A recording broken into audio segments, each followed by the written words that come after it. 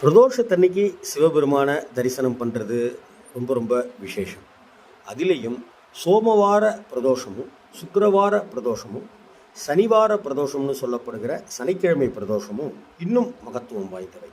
அதே போல் பங்குனி மாதத்தில் சனிக்கிழமையில் வரக்கூடிய சனி பிரதோஷமானது இன்னும் பல சந்தோஷங்களையும் புண்ணியங்களையும் நமக்கு தந்தருளியக்கூடியது அப்படின்னு சிவபக்தர்கள் சிலிர்ப்போடு தெரிவிக்கிறாங்க. வரக்கூடிய சனிக்கிழமையான பிரதோஷ தினத்தில் சிவனாரை தரிசிப்போம், நந்தி தேவரை தரிசிப்போம். நமக்கு முடிந்த அளவுக்கு உண்டான அபிஷேக பொருட்களை வழங்கி சிவ நந்தி ஆராதனைகளை மேற்கொள்வோம்.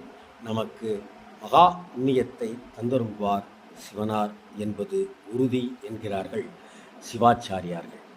இந்த சிவனடியார்கள் தொழுகின்ற சனி பிரதோஷ வேளையில் மாலையில்